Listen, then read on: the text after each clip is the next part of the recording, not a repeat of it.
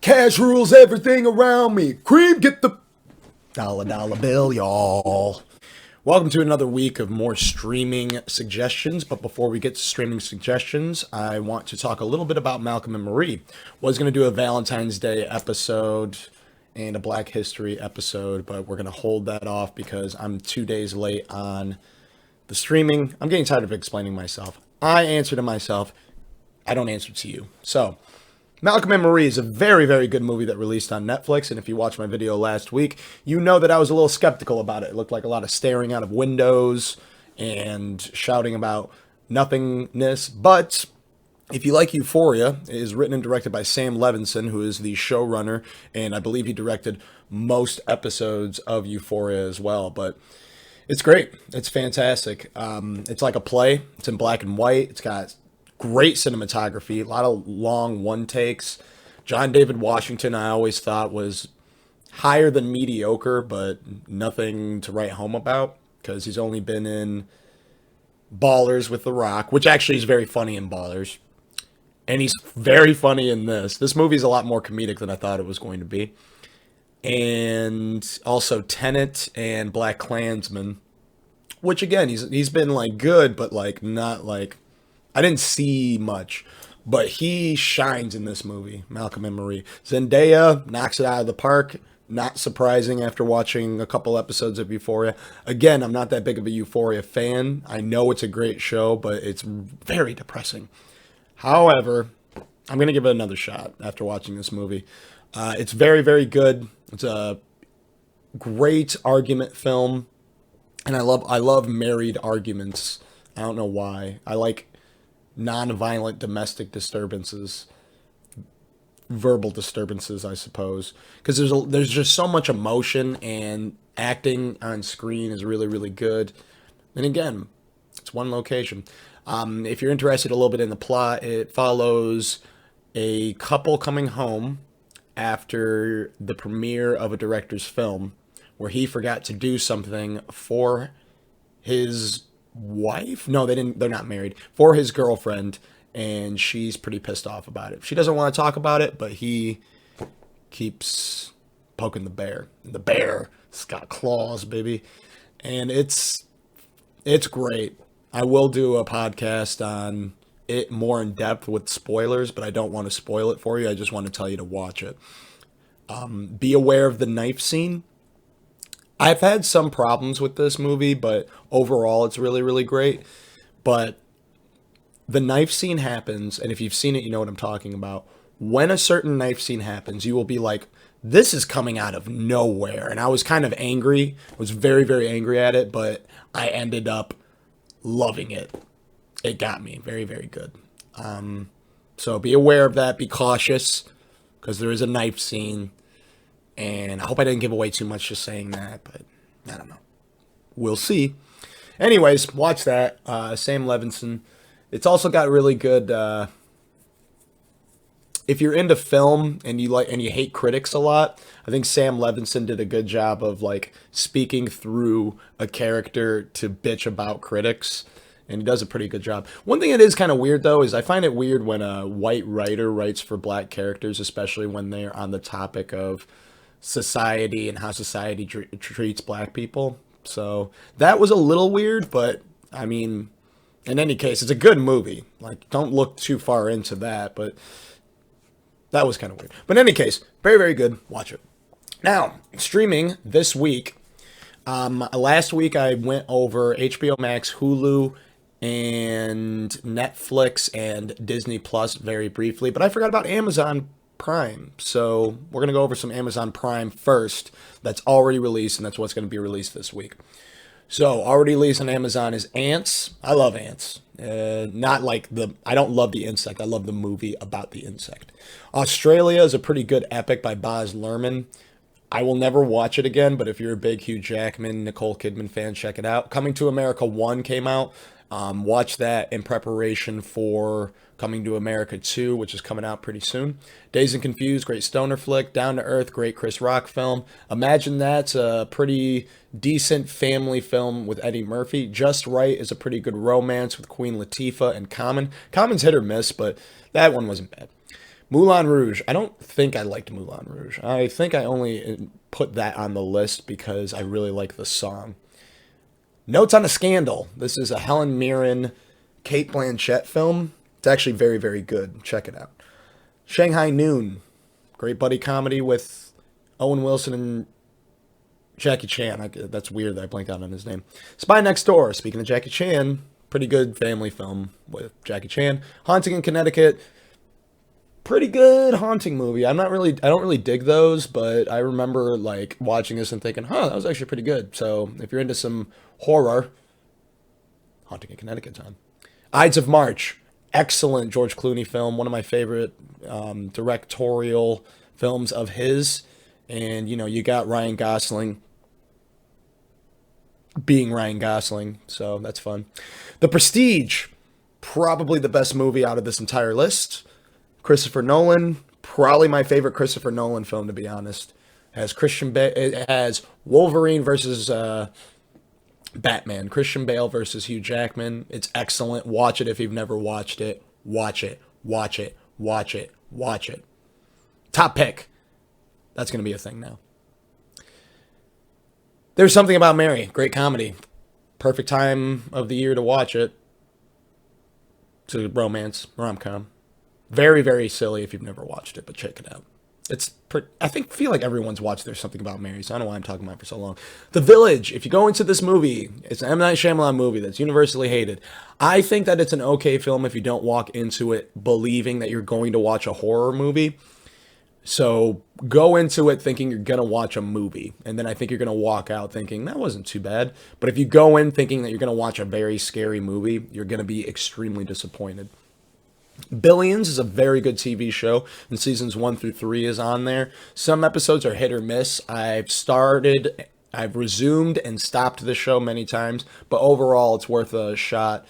It's different. Check it out. Paul Giamatti and I forgot his name. Damian Lewis. One-on-One, seasons 1 through 5 is on. The Game, seasons 1 through 3. If this is the same BET's The Game, then I'm pretty excited to have a good background show. Bliss is, so I'm going to start a movie club. Each week I'm going to mention movies I'm going to watch. I want you to watch them as well. That way we can talk about them afterwards. We'll talk about them with spoilers. So we'll add Malcolm and Marie on there. Bliss, which looks pretty good. It's got Owen Wilson and Salma Hayek. Salma Hayek is number 1 on my loves list, by the way. And it looks different, but it looks pretty good. So watch Bliss this week. Coming out on February 12th on Amazon Prime is Map of Tiny Perfect Things, which doesn't look like it's for me, but it looks like a pretty good romance for others. And Clifford is coming back. Amazon is making a new original series starring the big red dog, so that's for the kids out there. Now moving on to HBO Max. On February 12th, Chris Nolan's Dunkirk. Probably, even though it's a little tiny bit complicated, probably the least confusing Chris Nolan movie you'll ever watch. But it's very, very good. It's a war film. Judas and the Black Messiah. So excited, on fire. This movie looks amazing. The Lucas brothers helped come up with the story, and it stars Daniel Kaluuya and Lakeith Stanfield, or Stafford. I'm pretty sure it's Stanfield. Anyways, this movie looks incredible. I'm so excited about it. I'll be definitely podcasting that with spoilers, so maybe that's in the movie club. I just don't know when we're going to discuss it. But Judas and the Black Messiah, February 12th. Get ready, HBO Max. February 13th, Book of Eli is going to be added. Really dope-ass Denzel Washington action film co-starring Mila Kunis. Way better than The Equalizer, in my opinion. And on the 14th is last week tonight's season premiere. Disney Plus. WandaVision on Fridays. And that's it. Yet again. Apparently there's a movie called Flora and Ulysses that's coming out soon. I watched the trailer for it, and it looks like a pretty dope cast with Ben Schwartz. But I don't know when that comes out. And that's a family film. It'll be... if I have a kid between now and then, or find out I have a kid between now and then, I'll check it out and let you know how it is. But it is coming out soon. I don't know when. But besides that, that's all that Disney Plus has. We're moving on to Netflix. On Netflix was released War Dogs, which was a Jonah Hill, Miles Teller movie that was decent. It's, I see my suggestions aren't always gold, but that's one suggestion that you might like. It's decent.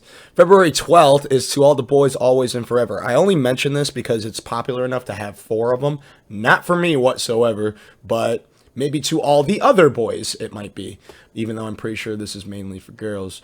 Either way, they made 4 of them, so it must be good enough for others to watch, so maybe check that out, but I won't.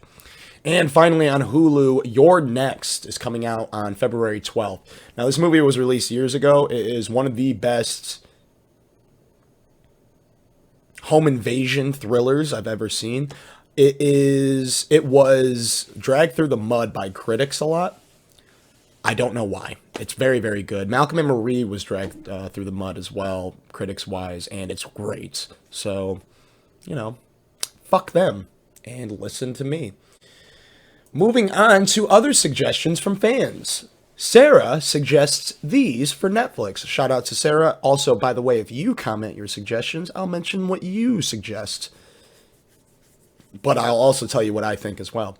Sabrina on Netflix is what she suggests first. I watched the first season and the Christmas special, and I decided to not continue because even though I thought it was okay, I like Karen Culpin. I don't know what her name is, but the girl from Mad Men, I like her, and the show is okay, but I found out it's in the same universe as Riverdale, and it does seem like a YACW show, so I stopped watching. I asked a couple people after last season aired if it gets any better, and they said, 2 people said, I finished it just to finish it, but I regret it. So I was like, oh, so I didn't finish it. However, Sarah thinks it's worth watching, so check it out. Peaky Blinders, great job, Sarah. It's one of the best shows ever made.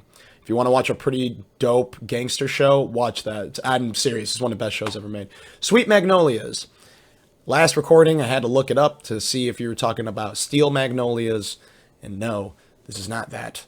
I don't know what this is. Doesn't seem like it's for me, but Sweet Magnolias, look it up. How to Get Away with Murder with Viola Davis. I never watched it. It never looked like it was for me. Looks like it's for the crime thriller fans. And even though I like crime thrillers, there's a certain type of crime thriller. I'm not that big of a Shonda Rhimes fan. I think that's why. And I'm pretty sure that's Shonda Rhimes. In any case, she also suggests Schitt's Creek, which I'm currently watching. I finished the first season. And if it wasn't for the fact that it won 9 Emmy Awards, I wouldn't be watching it.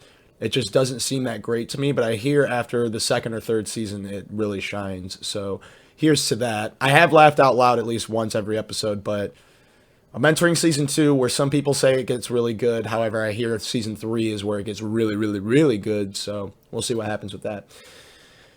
Another suggestion from Sarah on Netflix is for the foodies. It's called Nadia's Time to Eat. Never heard of it. I don't think I'll watch it, but maybe you should. And finally, Queen's Gambit. I watched this. I think it's very, very, very, very, very overrated, but it is very good. I love Anya Taylor-Joy, but I'm not going to say negative things. I just do think it was overrated, but it is worth giving a shot. It's just not the best chess thing ever, and blah, blah, blah, blah, blah. Chess sales, chess game boards and shit, sales went up so much because of this show. I don't know. Anyways, it is good. Thank you for the suggestions, Sarah, and thank you for commenting. Thank you for subscribing, and thank you for the rest of you for watching this. Comment, subscribe, share. Please share, please share, please share. But also comment. Give me your suggestions. I'll watch them. I'm not going to watch Nadia's Time to Eat, but maybe I'll check out Sweet Magnolias. I won't watch that, I'll be honest. But thank you for the suggestions, and comment below if you want to see any more. Besides that, goodbye.